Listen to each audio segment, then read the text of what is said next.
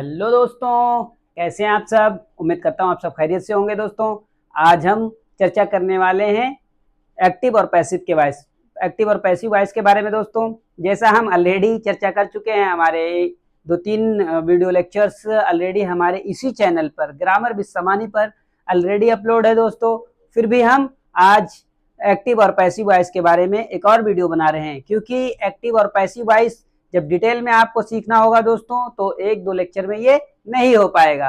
Education ऐसी चीज है, शिक्षा ऐसी चीज है, वो कोई कॉमेडी वीडियो की क्लिप नहीं है जो 1-2 मिनट में आप उसे पूरा समझ जाएं दोस्तों। तो इसके लिए थोड़ा टाइम लगता है। अच्छा दोस्तों, ज्यादा चर्चा ना करते हुए हम आते हैं एक्टिव और पैसिव वॉइस को के पास्ट इंडेफिनिट टेंस के बारे में। इसके बारे में हम शॉर्ट रिव्यू लेंगे और उसके बाद एग्जाम्पल के थ्रू स्टेप बाय स्टेप उसे हम सॉल्व कर भी देखेंगे दोस्तों कि इसे बनाने की क्रिया विधि क्या है और इसे कैसे बनाया जा रहा है। तो पास्ट इंडेफिनिट को हम पहले जानते हैं कैसे बनाते हैं। पास्ट इंडेफिनिट टेंस में दोस्तों पहले सब्जेक्ट रहता है, उसके बाद मेन वर्ब की सेकंड फॉर्म का प्रयोग लगता है और ऑब्जेक्ट रहता है। अगर वो पॉजिटिव सेंटेंस हो तो, अगर नेगेटिव हो तो डिड नॉट का प्रयोग लगेगा, सब्जेक्ट रहेगा, डिड नॉट का प्रयोग लगेगा और मेन वर्ब की फर्स्ट फॉर्म का प्रयोग लगेगा और ऑब्जेक्ट रहेगा दोस्तों। अगर इंट्रोगेटिव है तो वाक्य के प्रारंभ में पहले कब, कहां, क्यों, कैसे की इंग्लिश लग जाएगी।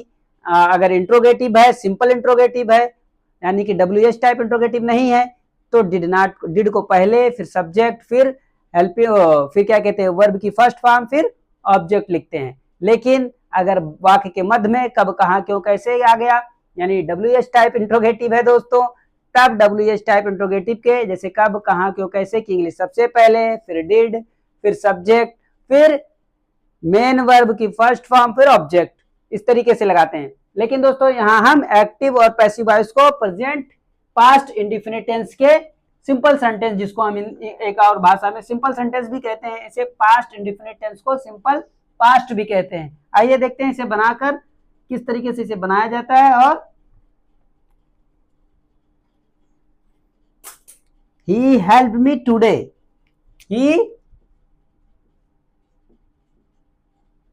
he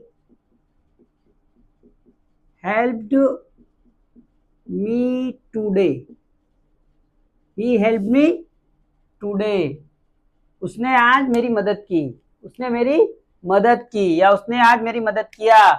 ही सब्जेक्ट, हेल्प्ड ये मेन, क्या कहते हैं, मेन वर्ब की सेकंड फॉर्म हो गया, और मी टुडे ये हमारा ऑब्जेक्ट हो गया। ही हेल्प्ड मी टुडे, आज उसने मेरी मदद की, तो यह सहायता किया।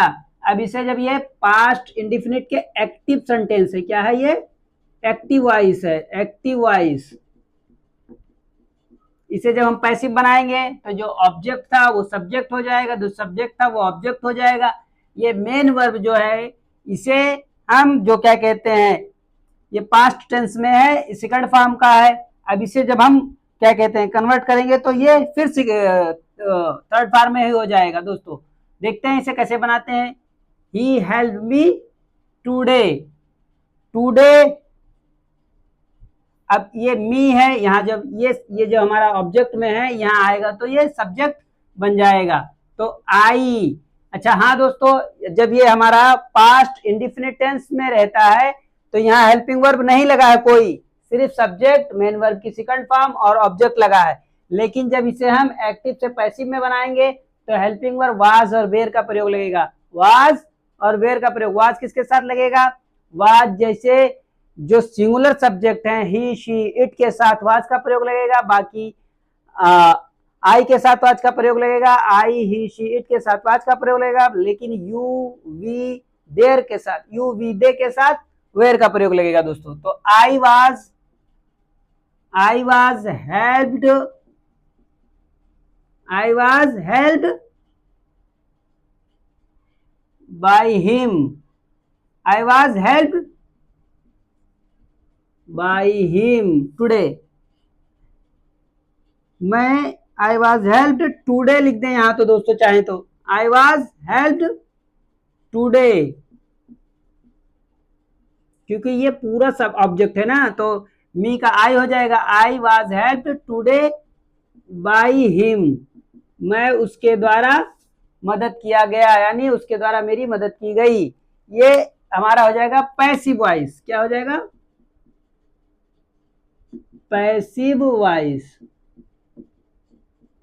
दोस्तों इसी तरीके से सेम टुडे का ये देखिए टी बनाए नहीं है टुडे, तो इसी तरीके से हम एक्टिव से पैसिव वॉइस बनाएंगे दोस्तों। एक आध एग्जांपल और लेंगे ताकि चीजें और आसानी से समझ में आए दोस्तों। जितना उदाहरण आप जितने ही प्रैक्टिस करेंगे उतने ही आप चीजों में परफेक्ट की ओर जाएंगे। जो है you did not help me yesterday, देखिए अब निगेटिव सेंटेंस आ गया। You did not help me yesterday, you did not help me yesterday. अब देखिए दोस्तों यहाँ जब डिड नॉट प्रयोग हुआ है यानी निगेटिव सेंटेंस हो गया, तो यहाँ देखिए वर्ब की सेकंड फॉर्म का प्रयोग नहीं लगा है, वर्ब की फर्स्ट फॉर्म का प्रयोग लगा है। यू सब्जेक्ट, ये हेल्पिंग वर्ब, निगेटिव के लिए नॉट का प्रयोग, मेन वर्ब हेल्प है, और मी यस्टरडे ये हमारा ऑब्जेक्ट हो गया। अब दोस्तों जब इसे हम एक्टिव से पैसिव में बनाएंगे तो ये एक्टिव है, ये है क्या है? एक्टिव सेंटेंस है। क्या है? एक्टिव वॉइस है। जब इसे हम पैसिव में बनाएंगे तो ये मी का आई हो जाएगा। I was not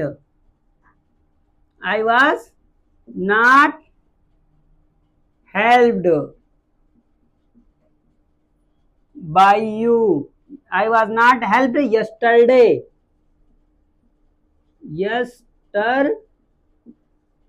I was not helped yesterday by you, मैं कल तुम्हारे द्वारा मदद नहीं किया गया, यानी मेरी कल तुम्हारे द्वारा मदद नहीं की गई। तो ये देखिए आई वाज, ये आई मी का यहाँ आई हो जाएगा जब सब्जेक्ट बनेगा, तो जो यहाँ का ऑब्जेक्ट रहेगा यहाँ के सब्जेक्ट बन जाएगा, जो यहाँ का सब्जेक्ट रहेगा यहाँ के ऑब्जेक्ट बन जाएगा दोस्तों। अच्छा ये डिड नॉट था, निगेटिव था।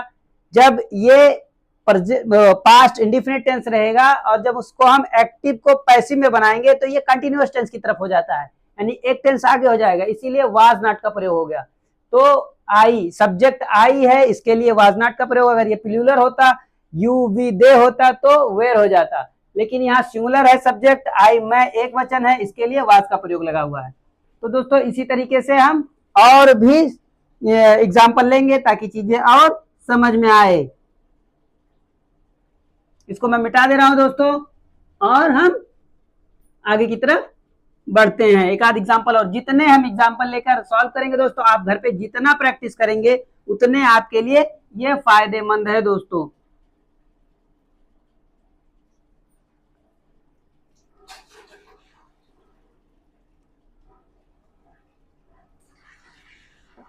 Did you call Hari last, एक minute, last, did you call Hari last Sunday, interrogative sentence है, did you call Hari last Sunday. अब दोस्तों यहाँ देखिए ये इंट्रोगेटिव सेंटेंस है, हेल्पिंग वर्ब को पहले लगा दिया गया, ये सब्जेक्ट है, कॉल ये हमारा मेन वर्ब है, और कॉल ये देखिए वर्ब की फर्स्ट फॉर्म है। क्या है? ये फर्स्ट फॉर्म है वर्ब की, और ये हरी लास्ट संडे ये हमारा ऑब्जेक्ट हो गया दोस्तों। तो अब हम क्या लेंगे यहाँ, ये जो हमारा ऑब्जेक्ट था इसको हम सब्जेक्ट बना लेंगे और जो सब्जेक्ट था उसको ऑब्जेक्ट बना देंगे।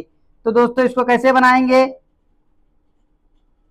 अब ये देखिए हरी है, यहाँ हरी एक वचन है, तो इसके साथ हम जब हेल्पिंग वर्ब, हमने कहा है कि एक्टिव को जब पैसिव में बदलेंगे वो भी पास्ट इंडिफिनिट टेंस के वाक्यों को, तो हेल्पिंग वर्ब वाज और वेयर लगेगा दोस्तों। क्या लगेगा?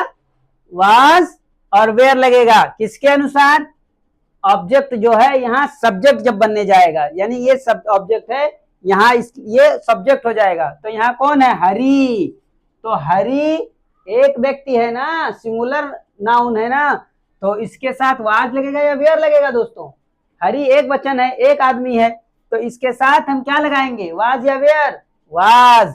तो हम इंट्रोगेटिव बनाने के लिए डिड का ना प्रयोग करके वाज लगाएंगे। Was Hari, was Hari, was Hari last Sunday, was Hari last Sunday called by you, was Hari last Sunday called by you. Called क्यों लगा है? क्योंकि ये मेन वर्ब को यहाँ थर्ड फॉर्म में बदल दिया जाएगा दोस्तों। was Hari called last Sunday by you, was Hari last Sunday, was Hari called, was Hari last Sunday called by you, या वाज हरी कॉल्ड लिख दो, चाहे वाज हरी लास्ट संडे की जगह पे हम कॉल्ड भी कर सकते हैं। ये इस तरीके से भी बनेगा और इसे चाहे तो एक तरीके से और हम बना सकते हैं दोस्तों। Was Hari called yesterday, was Hari called last Sunday, last, ये लास्ट हमारा थोड़ा विकलांग बन जा रहा है दोस्तों, लास्ट संडे बाय यू, ये क्वेश्चन मार्क लगाना ना भूलें दोस्तों। एक आध एग्जांपल और लेंगे ताकि चीजें और आसान हो दोस्तों। ये आप समझ पाए वाज क्यों लगा है? क्योंकि हरी एक वचन है और इंट्रोगेटिव है, इसलिए हरी ये सब्जेक्ट हो गया, कॉल्ड ये हमारा मेन वर्ब हो गया, लास्ट संडे ये जो हमारा है ऑब्जेक्ट के तौर पे हो गया।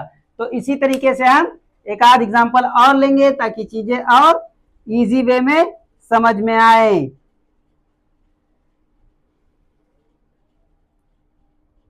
एक और हम ले लेंगे कि why did she not Singh any song in the function, why did,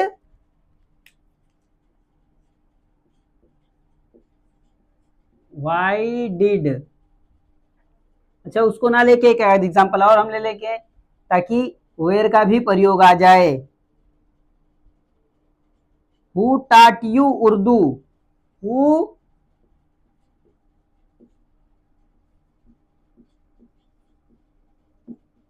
टाट यू उर्दू, हु टाट यू उर्दू, तुम्हें उर्दू कौन पढ़ाता, तुम्हें उर्दू किसने पढ़ाया या किसने सिखाया? हु टाट यू उर्दू, तुम्हें उर्दू किसने सिखाया? हु टाट यू उर्दू। अब देखिए यहाँ हु लगा है, हु इंट्रोगेटिव है। अब हु का हम दोस्तों जैसे हमने चार्ट बनाया था, हु के लिए क्या लगेगा? हुम, तो यू है, हु टाट यू उर्दू, तो बाई हुम लग जाएगा, बाई हुम, बाय हुम वेयर यू। क्यों वेयर लगा है दोस्तों? क्योंकि हुम एक प्लूरल नंबर में आएगा, by whom were you, by whom were you taught Urdu, by whom were you taught Urdu.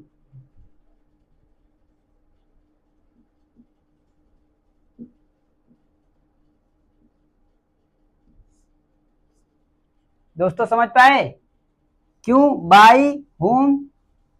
Who के लिए इसका जब हम एक्टिव से पैसिव बनाएंगे तो हु का हुम हो जाएगा, तो bye whom were you, where इसलिए लगा क्योंकि ये प्लूरल है, बहुवचन है, यू के साथ वेयर का प्रयोग लगता है। Bye whom were you taught Urdu, तुम्हें उर्दू कौन सिखाया, किसने सिखाया? तो दोस्तों उम्मीद करता हूं कि आपको हमारे पढ़ाने का तरीका पसंद आया होगा। यदि हमारे पढ़ाने का तरीका आपको पसंद आया हो तो प्लीज हमारे चैनल को लाइक करें, शेयर करें, सब्सक्राइब करें दोस्तों, और बेल आइकन दबाना ना भूलें। एक आध एग्जांपल और हम ले लेते हैं ताकि चीजें और आसानी से आपको समझ में आए दोस्तों। पास्ट इंडिफिनिट के एक आध एग्जांपल और हम ले लेंगे और उसके बाद हम आगे बढ़ेंगे दोस्तों। उम्मीद करता हूं हमारे पढ़ाने का तरीका आपको पसंद आया होगा दोस्तों। कोई भी क्वेरी हो, कुछ ना समझ में आता हो, प्लीज बेझिझक आप हमसे पूछें। This boy wrote a letter, this boy wrote a letter.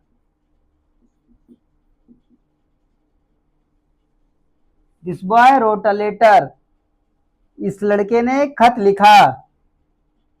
ये एक्टिव वॉइस है, इसे हम पैसिव वॉइस में बनाएंगे तो ए लेटर वाज, क्या रहेगा? A letter was written, a letter was written by this boy, क्या? By this boy. A written was letter, a letter was written by this boy. कैसे? ये देखिए दिस बॉय, ये हमारा क्या हो गया? सब्जेक्ट, ये हमारा मेन वर्ब हो गया दोस्तों, और ए लेटर ये ऑब्जेक्ट हो गया। तो जब ये ऑब्जेक्ट को यहाँ सब्जेक्ट बन जाएगा, ए लेटर ये हमारा सब्जेक्ट बन गया यहाँ का ऑब्जेक्ट, और यहाँ का सब्जेक्ट ये हमारा ऑब्जेक्ट बन गया। क्या? ऑब्जेक्ट बन गया। वाज क्यों लगा है दोस्तों? क्योंकि ये पास्ट इंडिफिनिट टेंस है। जब पास्ट इंडिफिनिट टेंस को एक्टिव से पैसिव में बनाएंगे तो हेल्पिंग वर्ब वाज और बेयर का प्रयोग लगेगा, यानी कि ये वाक्य पास्ट कंटिन्यूअस टेंस में चले गया, वाज और बेयर। क्यों? हम पास्ट कंटिन्यूअस टेंस में ही वाज और बेयर का प्रयोग करते हैं, जहां रहा था, रही थी, रहे थे आता है। तो इसी तरीके से a letter was written by, ये देखिए यहाँ रोट था, यहाँ रिटन हो गया, यहाँ सेकंड फॉर्म का प्रयोग लगा था, लेकिन जब इसे हम पैसिव वॉइस में बनाए तो थर्ड फॉर्म का प्रयोग लग गया। यानी कि मेन वर्ब हमेशा एक्टिव से जब पैसिव में बनाएंगे तो थर्ड फॉर्म का प्रयोग लगेगा, और यहाँ पास्ट इंडिफिनिट टेंस में सेकंड फॉर्म का प्रयोग लगा था दोस्तों। तो उम्मीद करता हूँ हमारे पढ़ाने का तरीका आपको पसंद आया होगा। यदि हमारे पढ़ाने का तरीका आपको पसंद आया हो तो प्लीज हमारे चैनल को लाइक करें, शेयर करें, सब्सक्राइब करें। आज के लिए बस इतना ही दोस्तों, फिर मिलेंगे अगले वीडियो में। तब तक के लिए बाय बाय दोस्तों, सी यू अगेन।